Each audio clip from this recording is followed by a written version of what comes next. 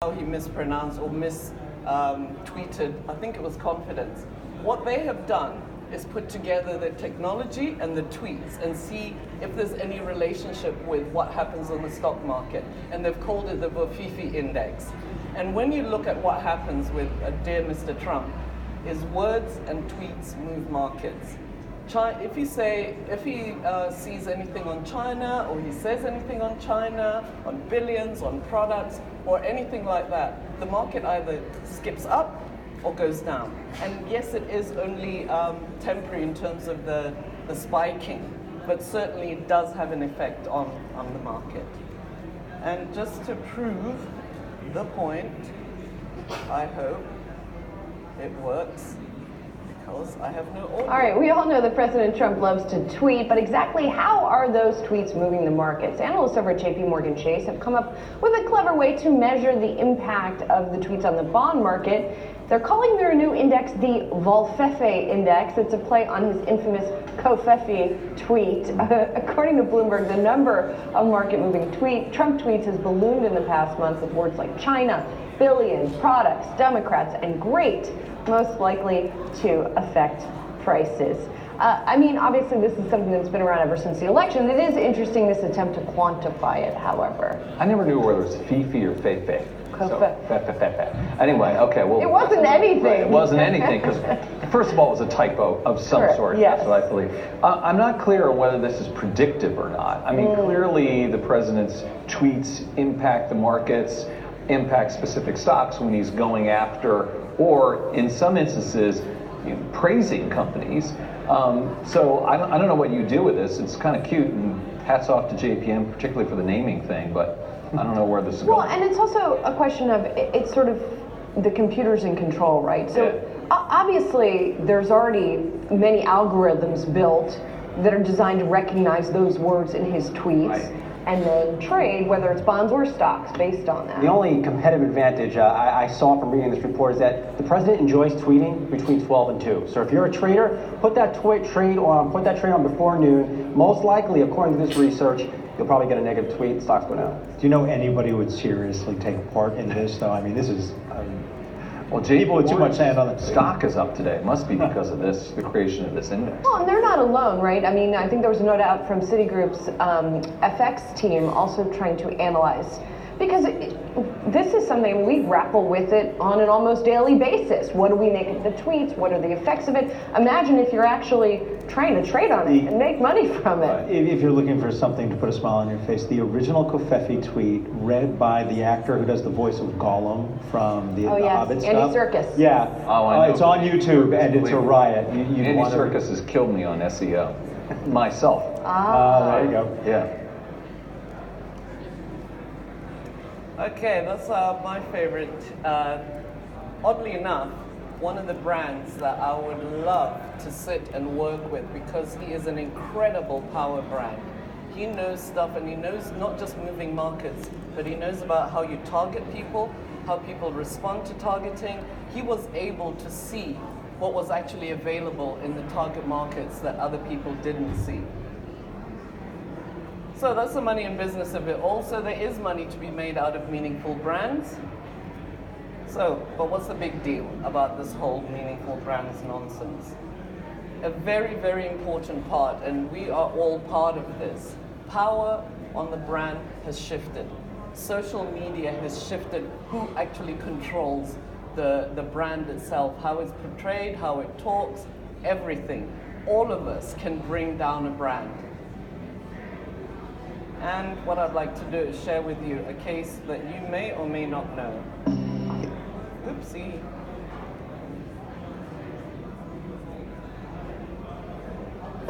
Education in the Limpopo province has been notorious for years. Corruption, inefficiency, chaos, and a chronic lack of textbooks have characterized the reign of Ishmael Qhobela, who has headed up the Department of Education. Opposition parties and people within his own party have tried to unseat him multiple times, but he has hung on.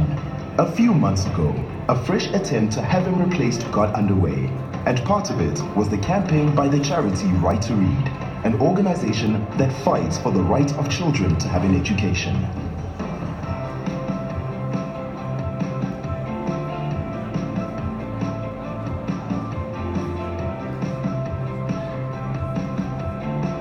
posters appeared as part of a unique guerrilla social media campaign. Each referred to a quote by Qhobela, where he described Limpopo education as great. Each piece featured a letter from a local scholar sarcastically congratulating Qhobela on the great state of education in the province. The letters were all appallingly spelled, indicating the endemic illiteracy in the area, and featured a QR code that people could use to go directly to Qhobela's Facebook page and post a photo of Right to Read's posters or newspaper ad. Soon, Mr. Qhobela's official Facebook page as MEC of Education in the province was bombarded by posts featuring photographs of the posters as Limpopo citizens joined Right to Read in protesting his corrupt and incompetent reign. Posts were removed, but appeared again faster than they could be taken down. This week, it was announced that Mr. Qhobela was being replaced as MEC of Education in Limpopo.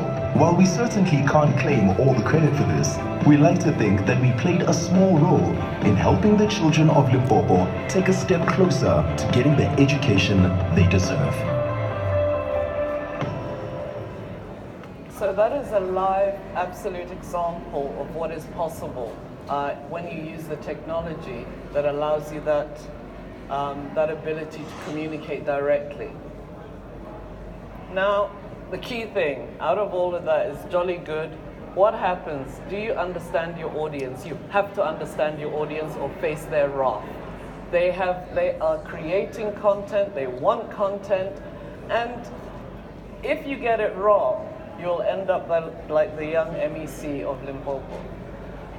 Here's an odd thing that we also discovered, and I'm sure the guys here that are in marketing, there are 72 that we could find definitions of marketing.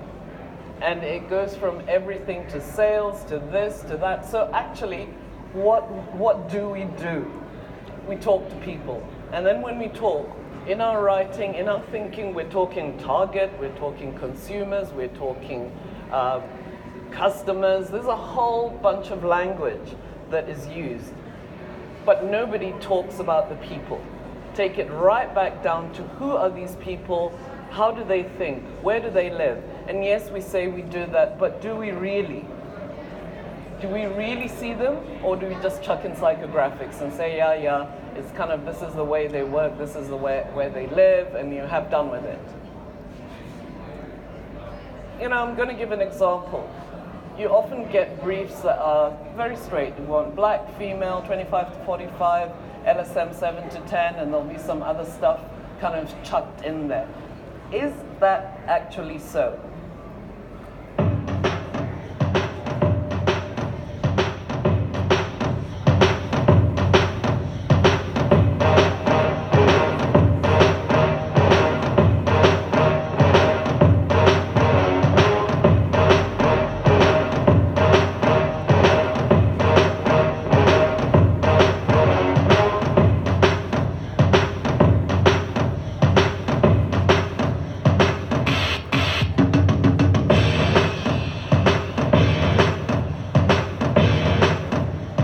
What I like about biking is the brotherhood and sisterhood ekhona among us. There's love more than your family at some point. So I think you feel at home when you're biking.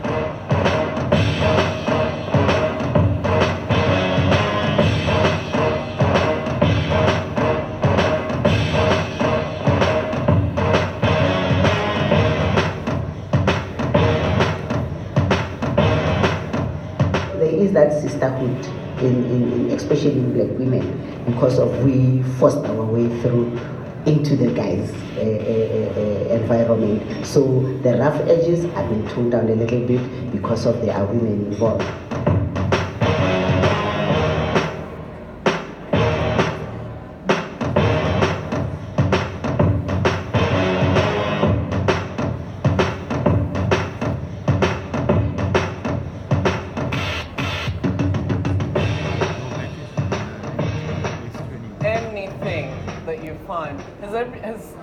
Does anybody know about this lot of women? Now, do we understand? Do we know their other lives? You saw the lady that was talking at the end piece. She's a biker.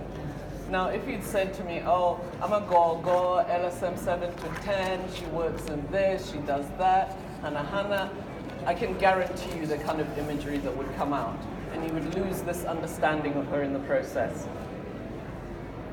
Here's another one, Mandisa. Everybody must know Mandisa. Mandisa is the first black fighter pilot in the SA Air Force. There's Mandisa over there, and there's Mandisa in her doing her thing at God knows what speed. Again, bringing a different aspect to what we think of women and how we portray women. This is just, it's only I'm dealing with women because I just want to do women stuff. It's as simple as that. So again, we try and think very, very, very smartly about who they are and what really underlies their belief system and how you can connect with them.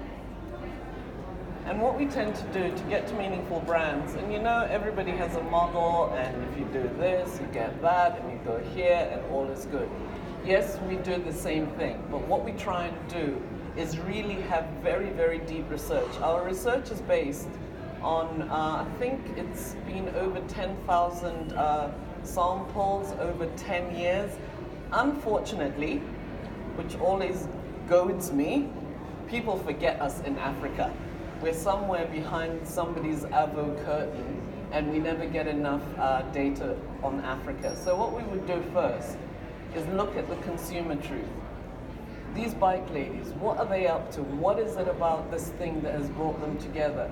And then you start looking at the category. What are the category conventions in terms of, if you look at the bike ladies, you'd say, no, when we're selling bikes, we would never use women because women aren't into that, etc., etc. Then we look at the cultural truth. What is the landscape that they're living in? Which should bring us to the brand's best self, and then collapse it into the meaningful brand idea. It sounds very, very simple.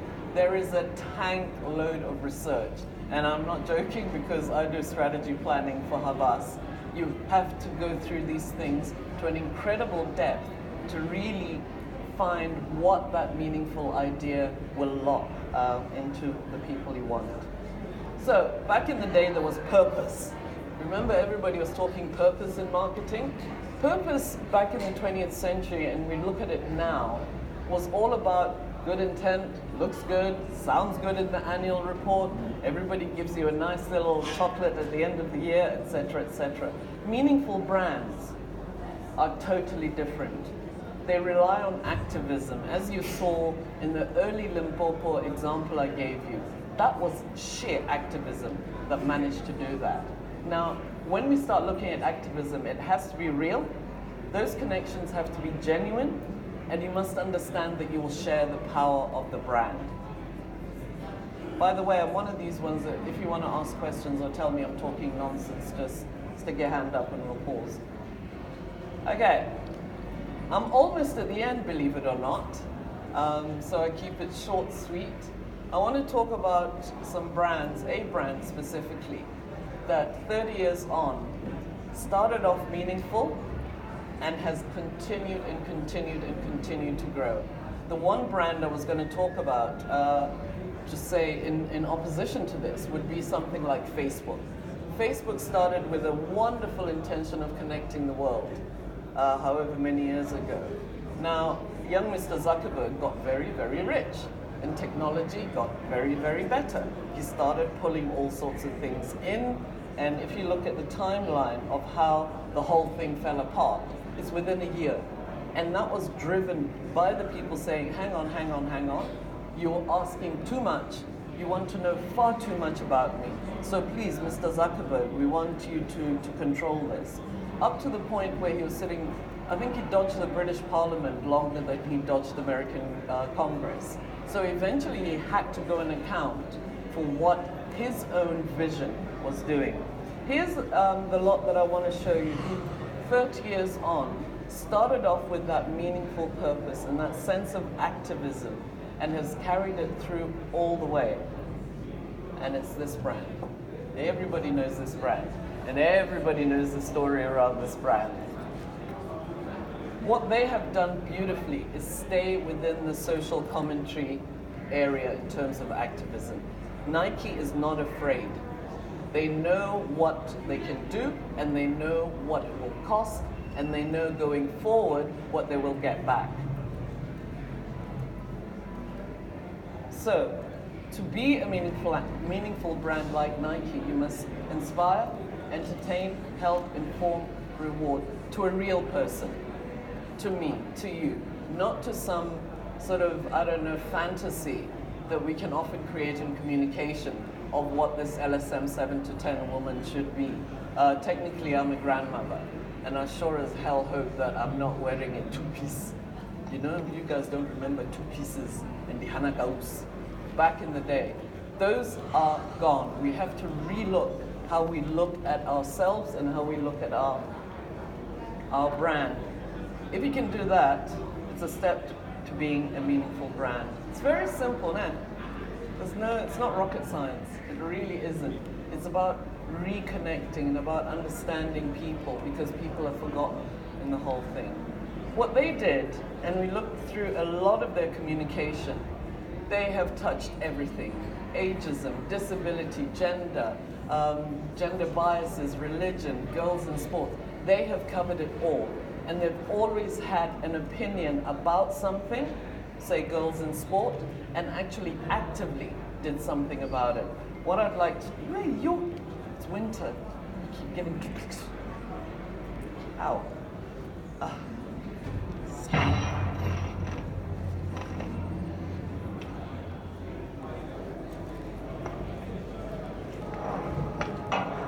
If people say your dreams are crazy, if they laugh at what you think you can do,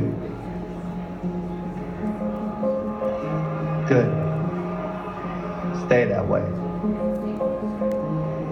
Because what non-believers fail to understand is that calling a dream crazy is not an insult. It's a compliment. Don't try to be the fastest runner in your school or the fastest in the world. Be the fastest ever. Don't picture yourself wearing OBJ's jersey. Picture OBJ wearing yours. Don't settle for homecoming queen or linebacker. Do both. Lose 120 pounds and become an Ironman after beating a brain tumor. Don't believe you have to be like anybody to be somebody. If you're born a refugee, don't let it stop you from playing soccer for the national team at age 16. Don't become the best basketball player on the planet. Be bigger than basketball. Believe in something, even if it means sacrificing everything. When they talk about the greatest team in the history of the sport, make sure it's your team. If you have only one hand, don't just watch football, play it at the highest level. And if you're a girl from Compton, don't just become a tennis player. Become the greatest athlete ever. Yeah, that's more like it. So don't ask if your dreams are crazy. Ask if they're crazy enough.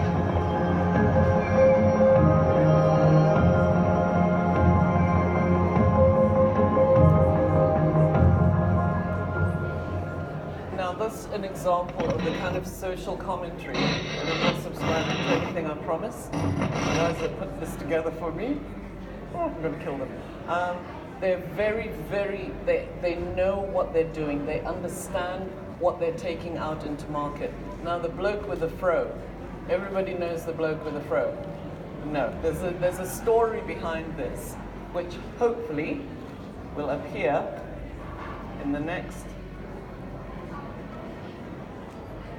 When Nike announced that Colin Kaepernick would be the face of its new Just Do It campaign, he tweeted this picture with the caption, "Believe in something, even if it means sacrificing everything," which is exactly what he did. And if you don't believe me, let's take a look at how he got to this point. It all began in August of 2016. Kaepernick is seen sitting during the national anthem before the 49ers preseason game. After the game, he said, quote, "I'm not going to stand up to show pride in a flag for a country that oppresses black people and people of color." A few days later, he decides he's going to kneel instead of sit because it shows more respect for current and former members of the military. Within weeks, Kaepernick reveals he's been receiving death threats for his protest. But the day after making this announcement, Time magazine puts Kaepernick on their cover. Fast forward to March of 2017. Kaepernick decides he's going to opt out of his contract with the 49ers and test out free agency. After all, a 7-year vet who's been to the Super Bowl and just threw 16 TD passes has to have some suitors, right? Nick Foles, EJ Manuel, Geno Smith, Mike Glennon all inked deals in free agency while Kaepernick still doesn't have a job. The word blackballed begins to trend online. In June, the Seahawks invited a few quarterbacks, including Kaepernick, to a workout, and in the end, signed Austin Davis? NFL Commissioner Roger Goodell continues to say NFL teams are making, quote, football decisions. September of 2017, enter Donald Trump. In a series of tweets and this comment at a rally in Alabama, wouldn't you love to see one of these NFL owners, when somebody disrespects our flag, to say, get that son of a bitch off the field right now, out, he's fired. He's fired! Trump makes his opinions on the protests pretty clear. The number of players who immediately joined Kaepernick's protest goes through the roof, but his job offers do not. October 15th, 2017. Kaepernick files a collusion grievance suit against the NFL saying he hasn't been signed because of his protests. Players around the league continue protesting, and in May of 2018, the league announces a new policy. In short, you can stay in the dressing room during the anthem, but if you come to the field, you have to stand. It takes less than 2 weeks for the NFLPA to challenge this policy, and both sides agree to put it aside, at least for now. Finally, August 31st, an arbitrator denies the NFL's request to dismiss Kaepernick's case, saying there's enough evidence to send the case to a full hearing. And that brings us to this point. Kaepernick as the face of Nike's campaign. Some like it, others don't. One thing is for sure, he believed in something and sacrificed everything. So it's a hell of an interesting, I know it's using US football as an exemplar. Nevertheless, it shows how that brand has maintained, regardless of what happens, a faith in their sports people, in their ambassadors. He is still with Nike. Nike won't let him go. The bloomin' NFL, whatever they call themselves, are still giving him trouble. So that is how you own social commentary. Here's one of my favorites, and it's coming pretty much to an end, primarily because I speak very fast, or is it because I want a Q&A? I don't know. I didn't want the Q&A, so I should have spoken slower.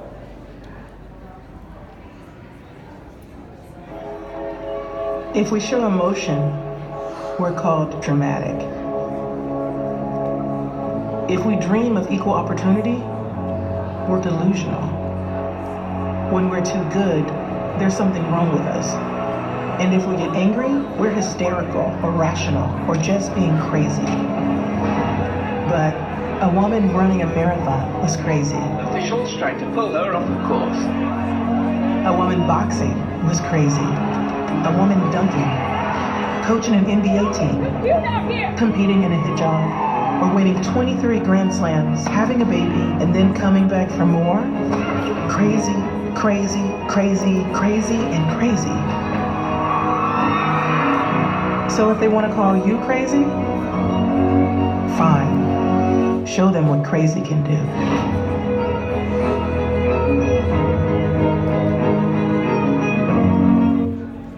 I defy anybody not to be moved by that, especially us women, because we have been called crazy at normal work. It's like, oh my God, it's a woman, it must be PMS, it must be this, it must be the other thing. So this brand understands actually what drives us very, very deep in. And I think I'm about to close.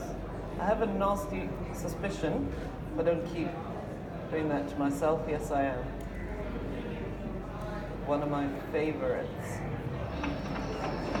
And here's Tholoana. She's pushing on again.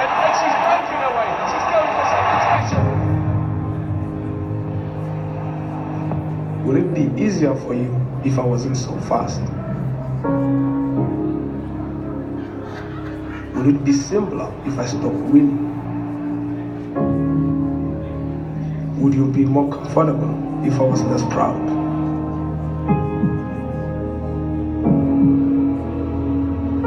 Would you prefer I hadn't worked so hard? Or just didn't run? Or stopped at my first steps? That's too bad, because I was born to do this.